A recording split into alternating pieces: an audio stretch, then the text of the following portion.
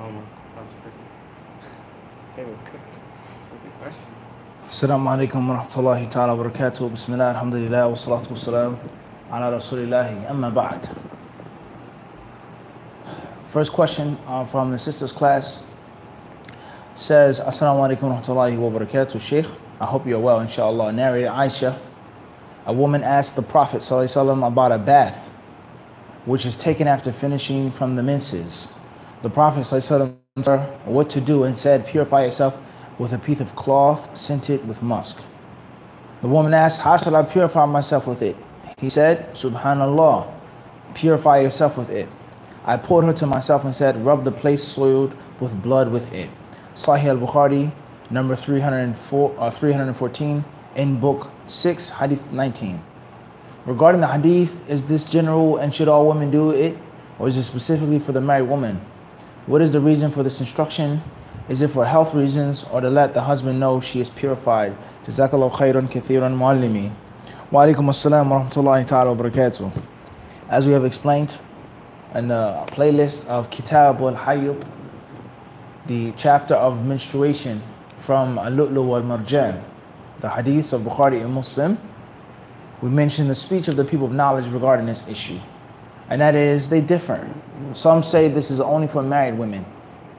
They say whether it's the smell, the attraction to her body for her spouse, her husband.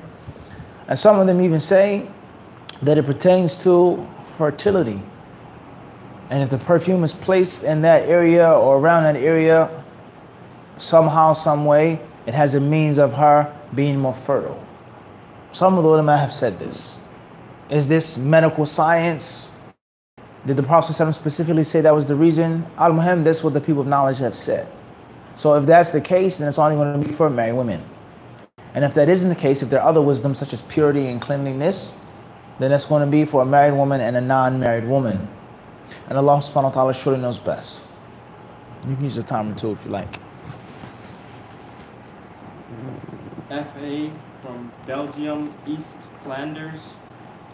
Is it okay for us to download your videos as MP3s directly from YouTube so that we can benefit from and share your material? The current podcast app is still a bit limited. Assalamu alaikum wa rahmatullah. With regards to the question coming from Belgium, is it okay for people to download the videos from YouTube and turn them into MP3s? So on and so forth. The podcast app is limited. May Allah bless you and bless all of the hadith disciples in the European continent, the European mainland, and in Belgium. I don't have any problem with that.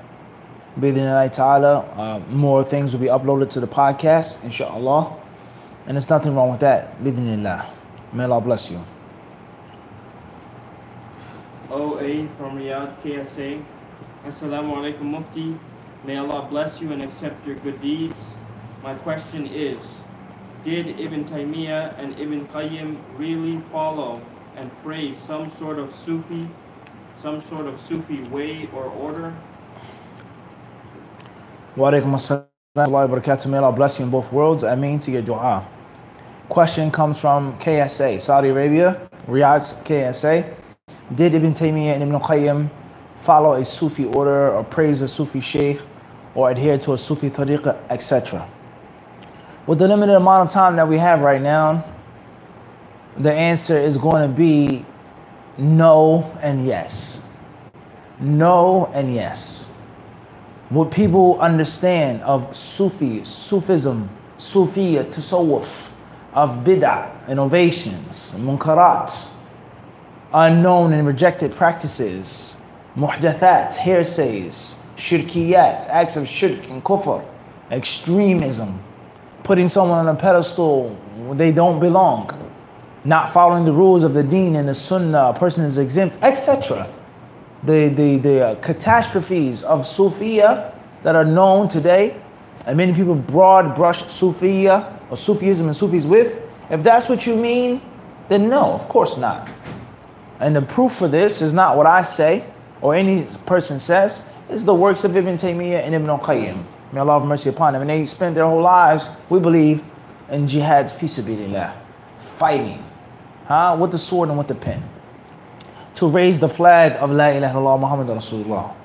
As far as if what you mean of what some Sufis practice and how people don't give the necessary credit and acknowledge the good and the virtue and the sunnah that is with some of them that you can find in some of the works of Ibn Taymiyyah, Ibn Qayyim, we say yes, with regards to focusing on the heart, paying a heavy amount of focus on the internal sense, the soul, the spirit, the ruh, the qalb, the medicine of the heart, the science of the heart, avoiding worldly pleasures, avoiding worldly desires, staying away from the people of politics unless it's necessary, unless it's upon birr and taqwa, unless it's upon jihad fi sabilillah, avoiding the people of dunya, not falling in line with the mass of the people, and taking a stance that they believe was the correct stance no matter who liked it, and also accepting the consequences that came with that position. If that's what you mean by Sufi or Tasawwuf, then there lies no doubt. You find that in the books of Ibn Taymiyyah and Ibn Qayyim. They spoke on many things that people today will call Sufism. People today will call them Sufism. And back then, that's not what they called it. They called it Zuhd. And they called it knowledge of the internal sense, ilm al-batin, or whatever the case may be. It's a long discussion. Let alone the background of Ibn Qayyim, where he from, was he once a Sufi, and then he left Sufiya when he met Ibn Taymiyyah, etc. The point is, brothers and sisters, is that just because a group does something or says something, it doesn't mean that it's wrong. Okay?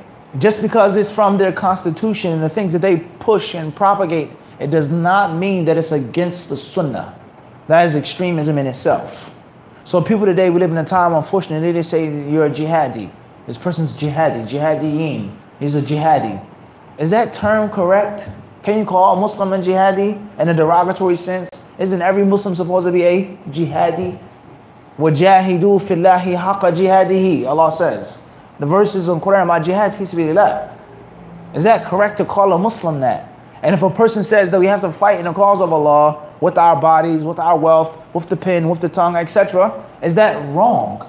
Just because one group or other groups do things of jihad which are incorrect and not in accordance with Quran and Sunnah, and not in accordance with the proper fiqh of jihad. Whatever that issue may be, which we're not going to get into right now. Suicide bombings, this, that, whatever. If you feel that that's wrong and that's against Kitab and Sunnah, that does not change the fact that al-jihadu fi sabilillah is from Kitab and Sunnah. So that's wrong. And if people talk about dhikr of Allah and heart-softening narrations, melting the heart, avoiding the dunya, avoiding the toxic relationships of the people of the dunya, they say, oh, that's Sufi, he's a Sufi, that's Sufism. That does not mean that that's bad. And that does not mean that that's against Quran and Sunnah, as long as it's proven by Quran and Sunnah. And just because they say that and they practice that, it does not take away from the good, just because they have bad with them, and which is a bid'ah, no question about that. We don't agree with that, but that's the truth. A person should cry over his sins. A person should sit in the masjid. A person should avoid the toxic relationship with Sahih or unity. If someone says the Muslims have to be unified and we need to settle our differences, we need to work together, we have a common enemy, we have a common goal, have the kalam sahih. That's correct, that's true speech. Innovations, mistakes, things that are outside of the boundaries of Kitab and Sunnah do not change the reality of their statement. The simple mutlaq al-qawl, the absolute statement itself is truth. Muslims need to unify. That's true statement. Also, what's meant by that statement. And there isn't a Muslim except that he has some type of good with him. And if a person has no good with him, he wouldn't be a Muslim. As Shaykh al-Islam ibn Taymiyyah said, حقيقة الكفر, the reality of kufr is kharab al-qalbi min is no good in the heart. All right, so we have to avoid extremism. And every dawah group, as we said before, they have the things that are good with them and the things that are bad with them. And the correct way is to take all of the good from Quran and Sunnah and to avoid and stay away from the things that the Quran and Sunnah tell us to stay away from. So it's very important. And we have to understand that there's history and there's evolution of these words and terms. The Sufis of today, not like the Sufis of the past. The Sufis in this country, not like the Sufis in another country. And many people, they go so extreme You say something that is not a part of the slogan of this dawah group, then you're automatically in another group, and that's wrong. That's incorrect. Huh? Yeah, I can't explain this in words, how important and how dangerous this is. And Allah knows best. KB from Charleston, West Virginia. Assalamu alaikum, Sheikh. How do you reconcile between what modern science says about the origin of humans and our Islamic theology regarding Adam and Eve? Wa alaikum assalam wa rahmatullahi wa barakatuh. Question comes from Charleston, West Virginia, with regards to evolution, medical science, modern science, what do we believe with regards to Adam and Eve, etc. This is a very detailed discussion and a very long argument. And I feel that there are zealots on both sides of the argument. Zealots on both sides. Those who are extreme. And the affirmation of evolution. And it pushes them to reject certain principles of the correct Islamic theology. And they may not be Muslim anymore. Waliyadhu billah. And there are other zealots, other extremists who don't really understand. They haven't conceptualized what is actually being said with regards to evolution and the theory of evolution. And it may push them, because of their love and their fervor for the Islamic theology and the creed, this is what it says in the Quran, it may push them to reject hardcore medical science. A fact, not a theory. An actual fact, proven unanimously. And in actuality, there's no contradiction between the Quran and Sunnah in this point. So it's detailed discussion. There is no one answer to it. Allah told us that He created us from Adam. There's no doubt about that. From Hawa, there's no question about that. لَقَدْ خَلَقْنَا الْإِنسَانَ فِي أَحْسَنِ تَقْوِيمٍ. We made him in the best form. There's no doubt about that. And Allah also explained to us the creation of the heavens and the earth, and the different things that go into the heavens and the earth, and the things that are beyond our knowledge. And many of those things have been discovered and found out later on. Medical science, that's a fact. So a brief example of this, and obviously evolutionists and that theory, they don't agree on everything themselves. They have different groups and schisms among them. But just to prove one point, how someone doesn't understand absolutely what's being said. As a person who says, well, we don't come from monkeys. You can't say the human being, the first human being was a monkey. And this person, he may say, I never said that humans came from monkeys. I said humans and primates have a common ancestor together. Whether that's the truth or not, the person who's rejecting it didn't actually what? Lam yatasawwar. He didn't conceptualize what was being said to him. And his opponent never said, you came from a monkey. Right, what I'm saying is, so you have to understand what is being said. إِنَّ الْحُكْمَ عَلَى الشَّيْءِ فَرْعٌ عَنْ تَصَوُّرِهِ. The famous cliche in Arabic, making judgment on something comes from conceptualizing that thing. You have to understand what is being said before you give judgment. So there's detail. What's in the Quran and the Sunnah is clear. What's a medical or a scientific fact?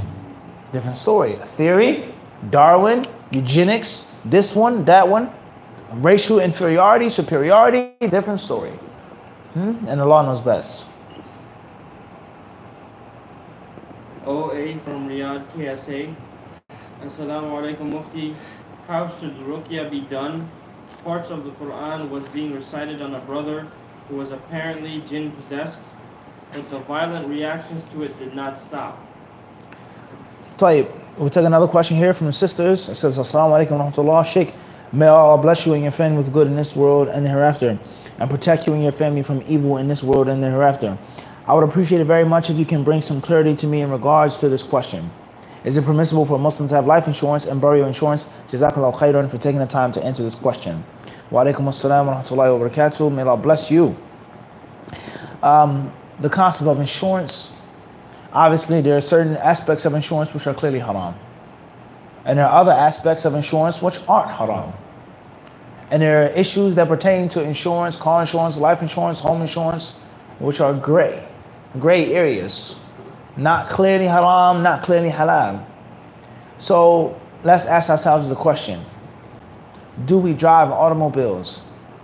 Most of the brothers and the sisters, or a good portion, will say, yes, we do.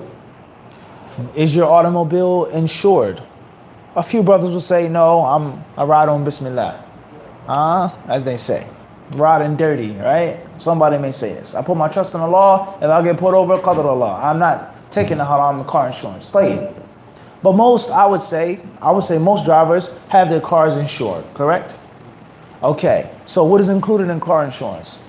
Is there something haram in car insurance? Is there something doubtful and gray in car insurance? Most people want to say, yes, there is. Whatever that haram or doubtful thing may be.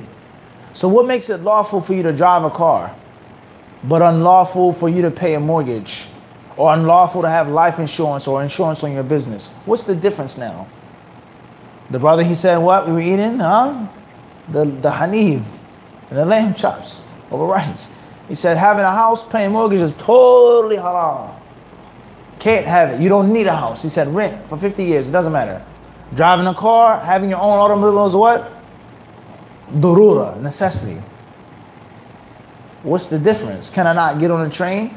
Can I not walk? How many countries, whether you go to Thailand or India or Japan or China, many people, they ride what? Bicycles. Huh? Bicycles. Motorbikes. All different things they have. Alternatives to cars. So is driving your own automobile a necessity? Or is it a luxury? For certain people, no doubt, it may be a necessity. Or if not, a need, haja. And others, it may just be a luxury. I don't want to stand in line. I don't want to be in this crowded place. I don't want to have to go here and do this. I can, be by myself. I can listen to Quran. I can drive my car. So we have to be realistic and objective and transparent when it comes to insurance, period. If you have a business, a shop. The brother, he asked us in the restaurant, in the Yemeni cafe, about buying a home and renting a home and mortgaging a home and so on and so forth. So I asked him, I says, is this restaurant insured or not? What did he say? He said, Akid, of course it's insured. So why is the restaurant insured but you can't get a house or you can't do this? Something's what? Something's wrong with our system. Insurance is haram, period, done, over. Or insurance is halal because of it's a necessity. And whatever that necessity is, alaykum salam to Allah, marhaba bikum, wherever that necessity is felt, then that's the ruling of insurance. If it's a necessity to have life insurance, then it's a necessity to have life insurance. If it's a necessity to have your insured business, then it's insured to have wahakada. And if it's haram totally, then it's what? Haram totally. Similar to the issue of taking pictures, having images. The brothers, they say it's haram to take a picture. You can't have a picture. You can't make a video. It's totally haram. YouTube, Dawah, khalas. No problem. But you have a passport. And in the passport, there's a what? A picture, an image. You go make a hajj and umrah twice a year. You go to Saudi Arabia. Every year you make hajj, every year you make umrah. You can't get into Saudi Arabia unless you have what? A visa. And a visa requires what? Pictures, more images.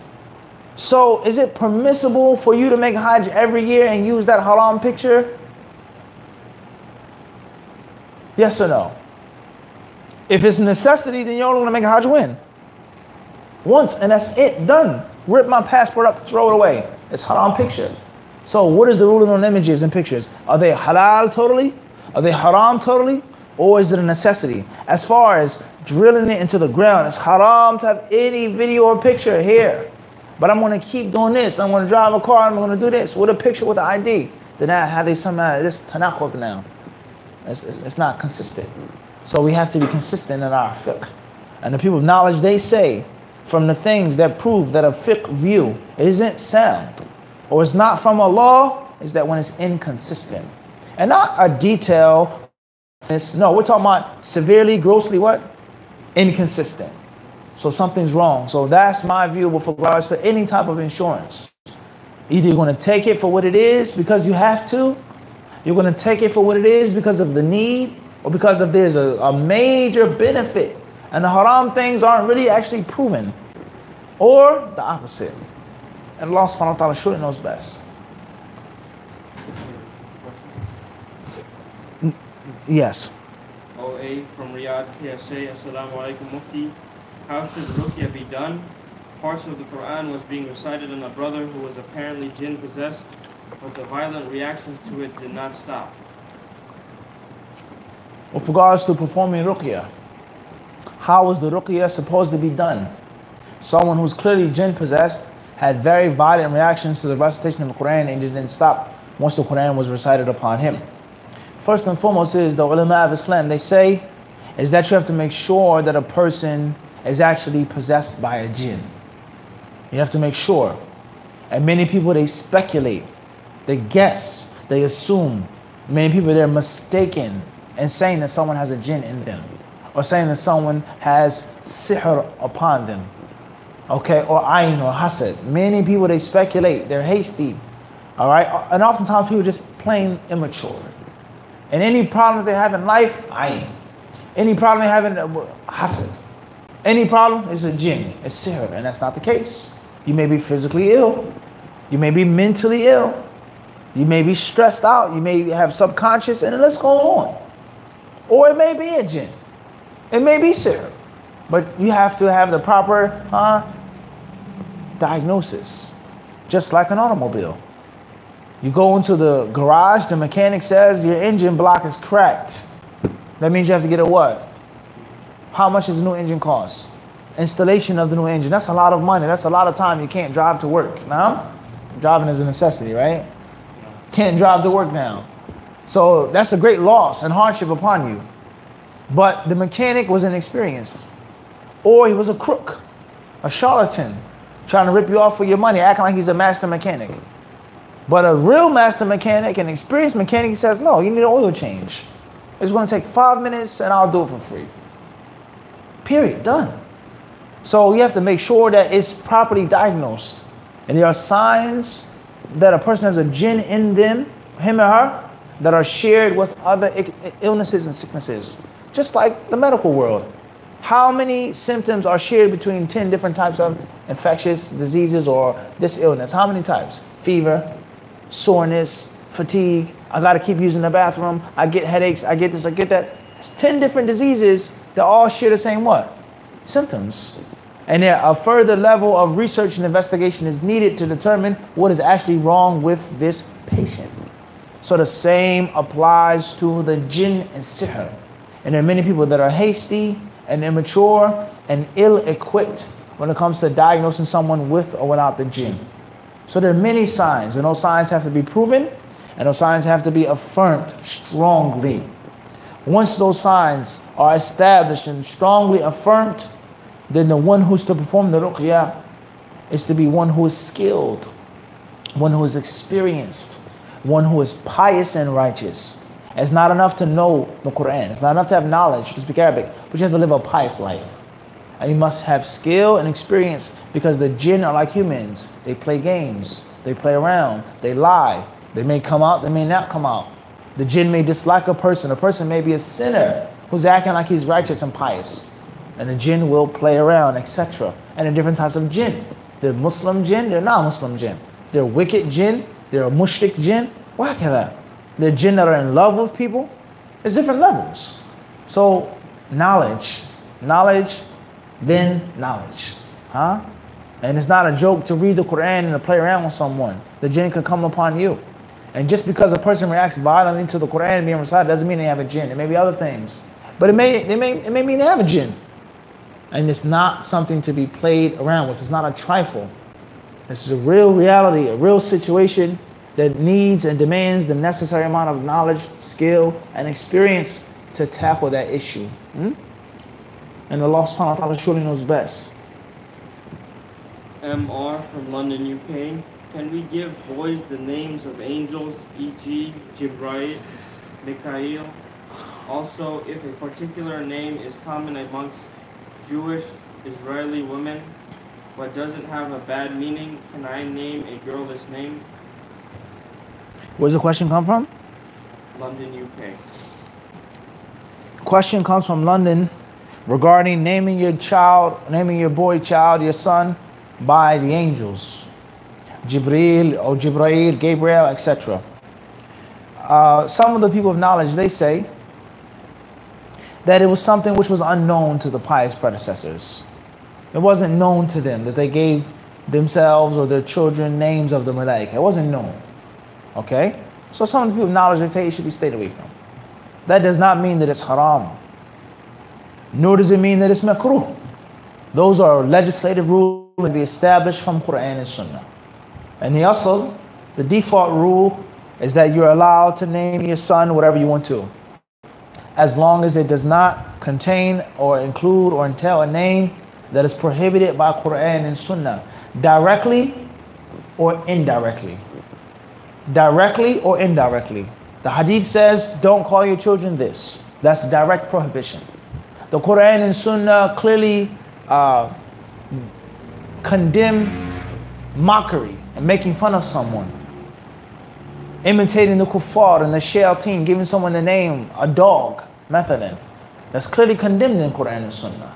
Everyone understand this? If it doesn't fall under those general categories, name your son whatever you want to. Alright? As long as it isn't something that's specific to the kuffar. So that's my view with regards to naming your son after one of the angels. Now some people, they even go and they say you should name yourself Salih. You can't give yourself the name Salih or Nuruddin or Nasruddin or Shamsuddin or Zakiyuddin because it's Tazkiyah.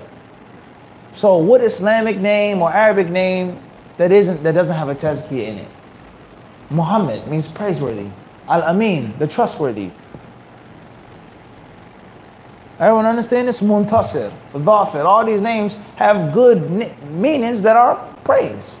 So the concept of naming is based off of Quran and Sunnah. And the different ijtihadat of some ulama, and may Allah have mercy upon them, they're ijtihadat. And the people, the slaves of Allah, are not forced to take those ijtihadat. As far as naming yourself or giving your daughter a name of an Israeli name, obviously Palestinian, correct terminology. May Allah Azza wa Jal return the lands to the Muslims and deliver that honorable place back to the Muslims. Ameen. As far as naming your daughter or woman by a name that's popular in Palestine, and it's popular among Jewish women or Zionist women, but it doesn't have a bad meaning. What I just mentioned. If it's not against the Quran and the Sunnah, it's permissible. However, we know the power of the name and its connection to a strong Muslim and Islamic identity. The first thing you do when you get into a gang is you do what? Abdul Salam, what you do? Change your what? You gotta have a nickname. It wants to be, First thing you do, you change your name. Because name is identity. Name is being addressed. All right? The name is considered to be like the eyes, the gateway, what you're called and how you're addressed. Sir, doctor, miss, ma'am. The people with regards to transgender, LGBTQ, and the other alphabetical letters that they mentioned. I watched a debate once. There was a woman who changed herself into a man. And she was vehemently, staunchly debating on what she is to be called or what it is to be called. Don't call me him, her, or he or she. Use another word, another letter. Because I don't want to be disrespected or classified or categorized with a name or a term or a word. It's a deep concept. Non-Muslims, they realize this, the power of the name. So why would you want to be recognized or addressed or associated with a name that has been monopolized by non-Muslims, let alone people that are Zionists? And if they're not Zionists, at worst and at best, Jews living in that stolen land. So I wouldn't advise you to have a name like that. And I feel that there are tons of names, whether they're Arabic or Arabian, African, whatever, that don't have those type of connotations or meanings, or they're not related to anything negative like that you can pick from. However, it does not mean that it is haram. It does not mean that it is haram. And I'm not saying that it means that it's haram. And Allah Azza wa Jal surely knows best. Question 4 says, Assalamu alaikum wa rahmatullahi wa barakatuh. Anta bi khair. It says, in some cultures, people use the smoke from incense to perfume their clothes. Is this permissible? Because technically it's not perfume. Jazakallahu khairan kathiran fi dunya wal akhirah. Wa alaikum assalam wa rahmatullahi wa barakatuh. Barakallahu fiki. Perfume is not just something that you spray or rub upon your body or your clothes. Perfume is anything that has a pleasant aromatic scent. Period. Whether it's a bar, crystals, whether it's powder, whether it is spray, rub on, it doesn't matter. Anything that carries the smell, the perfume, the aroma, that is tayyib. And if you're wearing it outside and it's attracting people and in front of non-mahram men is strong, then it's impermissible based off of the authentic sunnah, no matter how you apply it. You spray it on, you rub it on, you wipe it on, it's in your clothes, etc. Obviously, we mentioned before some of the modern day rulings, which are very important. And you may not always find these rulings in one place explained like this. With regards to deodorant and lotion, body wash, with regards to certain things that a person puts on or in their clothes, like fabric softener. That's perfume. It has thyb in it. It smells nice. The Snuggly Bear, right? It's meant to smell what? Smell nice. That doesn't mean that a sister can't wash her overgarment with the bear. What's the bear name? Downy, what is it? Tayyib. It doesn't mean that you can't use the bear on your clothes and go outside and you're a fornicatress if you pass by men. It doesn't mean that. Because can the people actually smell it? Does it stay? Does it wear off? Is it meant to keep this clothes smelling fresh? No perspiration, no traces of things on your clothes. It doesn't mean that. That's not the same as a sister spraying and then walking outside. It's a huge difference. It's a huge what? Deodorant. Can you smell someone's deodorant? If someone washes their hands with soap, can you smell it? It's an understanding to this. And it does not mean that a person has to stink and a person has to smell bad and offensive. It does not mean that. And many sisters and brothers, they may think that. Islam is meant to beautify you and to make you better in all aspects, in accordance to the concrete rules of Sharia. And Allah knows best. AK from St. Louis, Missouri. Assalamu alaikum Mufti. How should one go about enjoining the good and forbidding the evil, particularly with total strangers who you've never spoken with and those who don't listen? Wa alaikum assalam wa rahmatullahi wa barakatuh. Enjoining the good and forbidding the evil. It's a very long, extensive topic. We've given lectures on it, and more lectures need to be done on it. In brief, with the amount of time that we have, there are things with regards to enjoining the good and forbidding the evil which are unanimously agreed upon by the ulama. And there are other things in which they have different views, different understandings. And there are things that are subjective and relative. In this instance, I say, I don't have to enjoin the good and forbid the evil because it's going to cause a greater harm. Clearly going to cause a greater harm. And another brother says, la, you're scared, you're afraid. You got to speak up. You got to say something. You're being a coward. So one man's cowardice is another man's wisdom. One man's bravery is another man's foolishness and impulsiveness. It's relative, it's subjective. Someone that you're related to, someone you're in charge of, you have an Islamic authority over, is not like a stranger. Something that's done publicly, outwardly, is not like something that's done hidden. Something that is clearly, textually proven to be haram by Quran and Sunnah. It's not like something that's based off of ijtihad. Someone enjoining the good and forbidding the evil who has ilm, who's eloquent, who can speak. It's not like someone who can barely say alif ba ta. It's a difference. Okay? There are different scenarios and instances with regards to enjoining the good and forbidding the evil. What's important is you have to fear Allah the best way you know how. If you believe, if you know, if you feel that it's munkar, then say something. Try to say it in a wise way, a kind way. And if not, say it. Fear Allah. If they take it the right way, they take it the wrong way, they don't accept it, you've handled your responsibility. If you don't feel that it's absolutely haram, and it's going to cause a problem, or you're going to be rejected, or it's going to put you in a very, very awkward, bad situation, then that's a different story. If there's someone else that's better than you that can say something, then that's a different story. So it depends. And Allah Azza wa Jal surely knows best. Question 4. Assalamu alaikum wa rahmatullahi wa barakatuh, Mufti. Mufti, there is a masjid in which the people come together and each person picks a juz to finish the Quran, and then they finish the Quran that day, which usually takes about 30 minutes and an hour. This takes place every 3 months. Does this have any basis? Jazakallahu khairan, Shaykh. Wa alaikum assalam wa rahmatullahi wa barakatuh. Finishing the Quran is something that should be done by every Muslim at least once a month. At least once a month. And one could relatively do that by reading a juz a day. Reading the Quran, studying the Quran together, the hadiths that prove that. The virtue of doing it in the house of Allah Azza wa Jal. The blessings that come, the angels, the sakina, the rahmah, clearly mentioned in authentic hadith.